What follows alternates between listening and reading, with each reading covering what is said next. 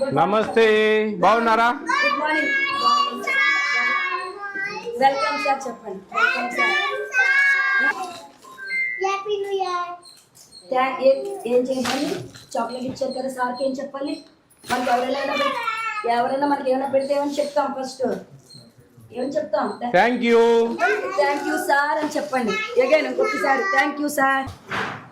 ఎంతమంది ఉన్నారు? ఎవరు వర్కర్ ఎవరు? ఎంతమంది ఉన్నారమ్మా? 5 members సార్. 12. ఎంతమంది వచ్చారు? 5. ఇప్పుడు స్కూల్కు స్ట్రెంగ్త్ ఎంత? 5 సార్ వచ్చేది. ఇది చాలా మంది నమోదు కూడా 5 సార్. వీళ్ళు చాలా మంది ఉన్నారు ఏంటి అంటున్నా? టీహెచ్ఆర్ మంది 2 ఉన్నారు సార్. వాళ్ళిద్దరికి మీరు టీహెచ్ఆర్ ఇస్తారా? ఇస్తాను సార్. మరి ఇస్తే ఇక్కడ అన్నం పెట్టరా? అన్నం అంటే వాళ్ళు తెస్తారండి. ఆ టైంకి గుడ్డు ఉడికించేసి పాలు వాళ్ళతో పాటు పంపించేస్తారు సార్.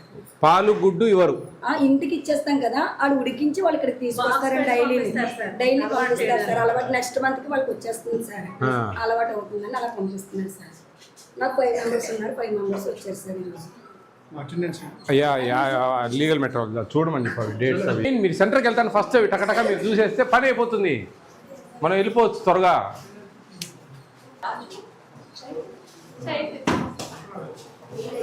ఈ అటెండెన్స్ లిస్ట్ అమ్మా. మీకు 5 ఉన్నారు కదా, మిగతా వాళ్ళకు ఇంకా ఇవ్వకండి అకామిడేషను, ఇక్కడ పెట్టేస్తామని చెప్పేయండి. ఏముందో ఒక బాలామృతం ఒకటి ఇవ్వండి. బాలామృతం ఇంకా ఈ మంత్ రాలేదు సార్. వాళ్ళకండి అలాగే సార్. నేను చెప్పినానని చెప్పండి.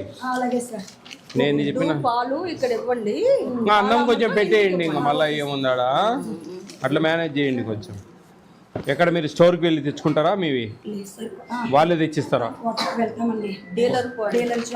ఇంతకుముందు ఆటోలలో తెచ్చేవాళ్ళు అప్పుడు టేక్ హోమ్ రేష్ ఇదేనా? అందుకే నేను చెప్పేది ప్రింటెడ్ బుక్స్ అయితే దాంట్లో కాలమ్స్ వస్తాయి నీట్గా. పాపం వీళ్ళకు ఇవన్నీ రాసుకోలేక ఎన్ని అగసాట్లు కన్ఫ్యూజను, మనం అడగాలంటే ఇబ్బంది.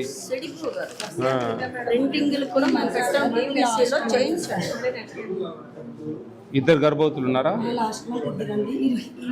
ఇట్లా అన్నమాట. ఇక్కడ ఏమి ఇచ్చాము? మిల్క్ 2 లీటర్స్, సంతకం అయిపోయింది. అప్పుడు నేను చెప్పేది ఏంటంటే క్లారిటీ ఉంటుంది. ఎఫ్ఆర్ఎస్లు ఇవన్నీ మాన్యువల్ ఇస్ వెరీ ఇంపార్టెంట్ కదండి. అట్లా దీనికి ఒకదాన్ని బాగా తీసుకుంది. ఇట్లా ఆమె అట్లేదు, అన్ని రాసి పెట్టేసింది ముందే. ఎందుకంటే ఒకరోజు మనకి ఎగ్స్ రావు, మిల్క్ రావు, ఒకసారి సంతకం ఏమో పెట్టిచ్చేసుకుంటాం.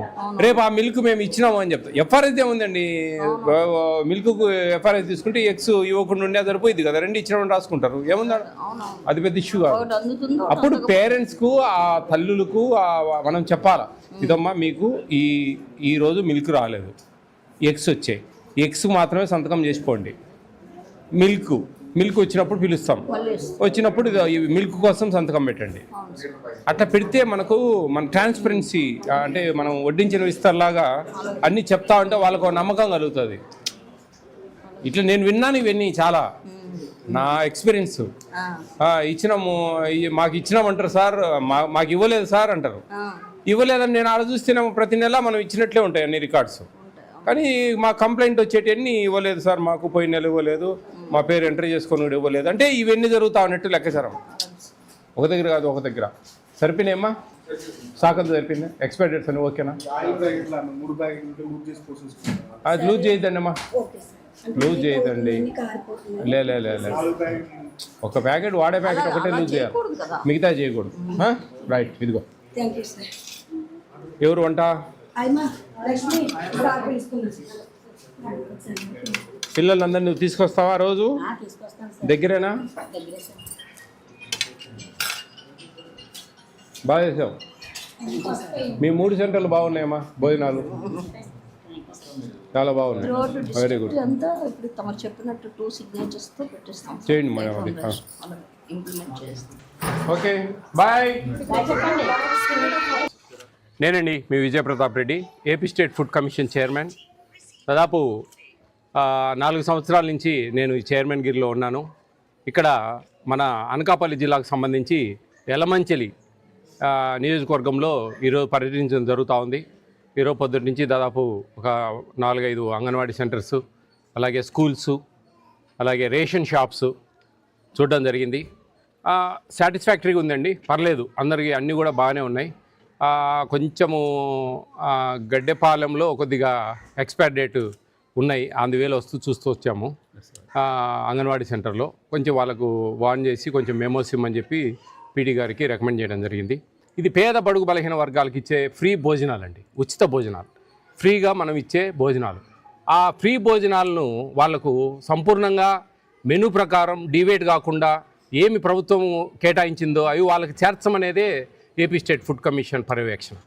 ఇది నేషనల్ ఫుడ్ సెక్యూరిటీ యాక్ట్ 2013 లోపల ఏపీ స్టేట్లో ఈ ఫుడ్ కమిషన్ అనేది పనిచేస్తూ ఉంది. ఈ ఫుడ్ కమిషన్ విధి విధానాలు దాదాపు ఒక సివిల్ కోర్టు కలిగిన విధి విధానాలు కలిగి ఉంటాం. ఫైన్లు వేస్తాం, సస్పెండ్ చేయమని చెప్పి రికమెండ్ చేస్తాం. తర్వాత మేము మెమోలు ఇవ్వడం కానీ, షోకాజ్ నోటీసులు ఇవ్వడం కానీ, కేసులు పెట్టడం కానీ సుమోటోగా తీసుకొని ఇలాంటి పెద్ద ఎత్తున ఉంటే కానీ అవన్నిటి కూడా జాగ్రత్తగా ఎక్కడెక్కడ ఖండించుకుంటూ, ఎక్కడెక్కడ వార్న్ చేసుకుంటూ, ఎక్కడెక్కడ రెక్టిఫై చేసుకుంటూ ముందుకు సాగుతూ ఉన్నాం. చాలా మార్పులు వచ్చాయి. గతంలో నేను చేరిన 4 ఏళ్ల క్రితంకు ఇప్పటికీ చాలా తేడాలు కనిపిస్తూ ఉన్నాయి. నాకు చాలా హ్యాపీగా ఉంది వాస్తవంగా. మొదట్లో వచ్చినప్పుడు చాలా గందరగోళంగా ఉండేది. ఈ ఫోర్టిఫైడ్ కెనల్స్ కలుపుతాం ఈ బియ్యంలో, అవన్నీ గంజి ఓర్చడము, టెస్టులు పోసుకోవాలి, ఇవన్నీ తెలియకపోవడం. ఇప్పుడు అందరూ కూడా ఒక ఐడియాకి వచ్చేసారు.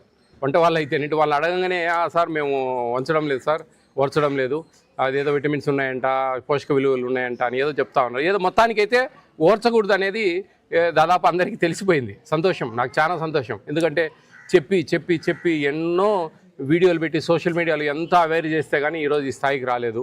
ఎందుకంటే ప్రభుత్వం కూడా అడ్వర్టైజ్ చేయాలి బాగా, కానీ ఈ అధికారులకు చెప్తారు, అధికారులు కొంతమందికి చెప్పక ఎంఈఓలు పట్టించుకోక, హెడ్ మాస్టర్లు దాన్ని అబ్జర్వ్ చేయక, అట్లా అంగన్వాడీ సెంటర్స్లో సూపర్వైజర్ల పర్యవేక్షణ సరిగా లేకపోవడము, ఎక్స్పైర్ డేట్స్ ఉండడము, ఇవన్నీ జరుగుతూ ఉన్నాయండి. ఎండ్ ఆఫ్ మినిట్ పిల్లలు కడుపు కొట్టకుండా అధికారులు వాళ్ళు కక్కుర్తి పడకుండా ఆ పిల్లలకు అన్ని అందించి దాంట్లో సంపాదించుకోవాలనే ఆలోచన లేకుండా జాగ్రత్తగా పనిచేయాలని చెప్పేసి ఈ యలమంచిలి నియోజకవర్గం అందరికీ కూడా, అధికారులందరికీ కూడా తెలియజేస్తా ఉన్నాను. Thank you.